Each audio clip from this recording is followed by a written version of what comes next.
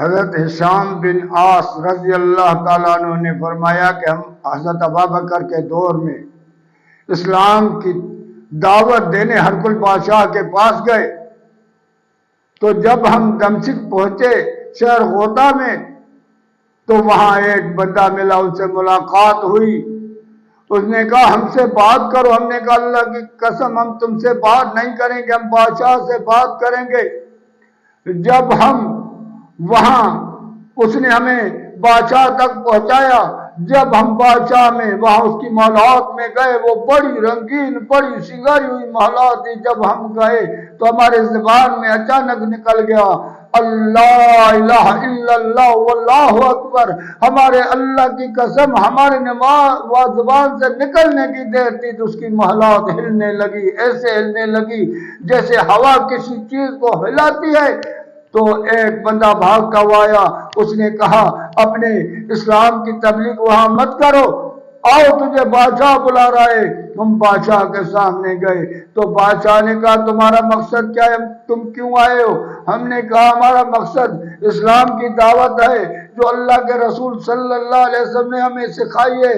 اس نے کہا تم نے ہمیں وہ سلام کیوں نہیں کیا جو تمہارا رواج ہے؟ اس نے کہا کہ ہم ان بندوں کو سلام نہیں کرتے ہیں جو اس کے لائق نہیں ہے۔ تو اس نے کہا تیرا سلام کیا ہے؟ تو حضرت ہشام بن عاص نے کہا ہمارا سلام السلام علیکم ہے۔ تو اس نے کہا جب تمہارا حاکم اس کا کیا ہے؟ تو ہم نے کہا اس کا بھی یہی جواب ہوتا ہے۔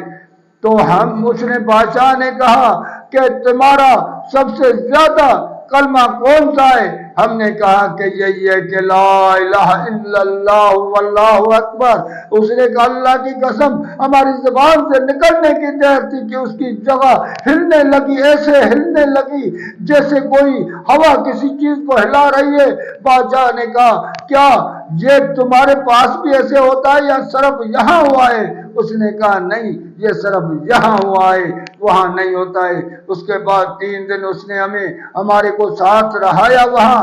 3 دن کے بعد ان کو ایک عالم پادری آیا، ہمیں لے کر گیا ایک کمرے میں، وہاں ایک کتاب لے کر آیا جس میں وہ مخمل کے کپڑے میں بند تھا۔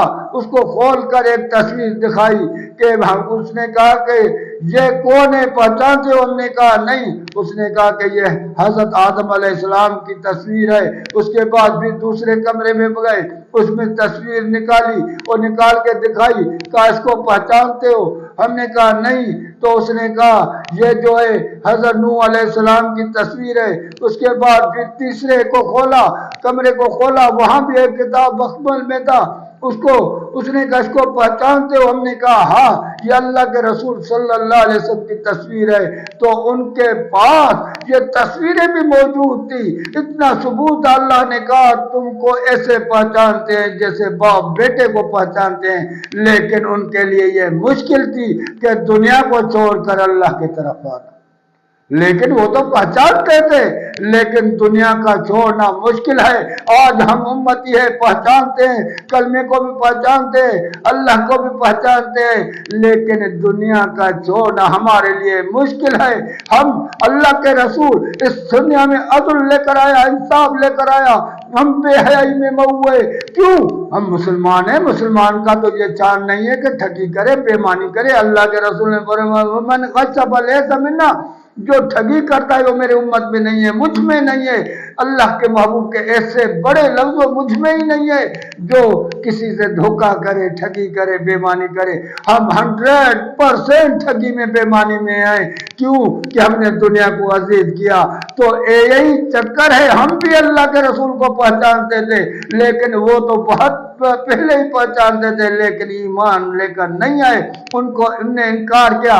ہم تو منافق سے بھی بدتر ہے، مان کے بھی نہیں مانتے ہیں۔ ان نے کہا کہ یار محمد صلی اللہ علیہ وسلم کی بات تو حق ہے، سچ تو کہتا ہے، لیکن دنیا کو چھوڑنا پڑے گا، یہ ہم سے ہو نہیں سکے گا کہ ہم دنیا کو چھوڑیں، اس لیے ہم مانتے ہی نہیں، اپنے ضد پر کھڑے ہو گئے۔ لیکن ہم تو مان کر بھی نہیں مانتے ہیں۔ اگر مسلمان پڑھنا پڑے گا، نبی کا امتی بننا پڑے گا ہمارے اندر میں ذرہ سے برابر بھی اللہ کے رسول کی محبت ہے تو ہر برائی سے باز آنا پڑے گا، ٹھگی سے باز آنا پڑے گا، بےمانی سے باز آنا پڑے گا، ہر دھوکے سے باز آنا پڑے گا، عدل انصاف کو اوپر لے آئیں گے، نہیں تو ہم منافقوں کے نیچے والی لسٹ میں چلے جائیں گے۔ ہمیں کون سمجھانے آئے گا؟ نبی تو آئے گا نہیں۔ اب قیامت قریب ہے، یہ ساری چیزیں یہاں رہے گی، اس وقت ہمارا کیا حال ہوگا جب اللہ کا سامنے ہوں گے، کھڑے ہوں گے، کیا جواب دیں گے اپنے رب کو؟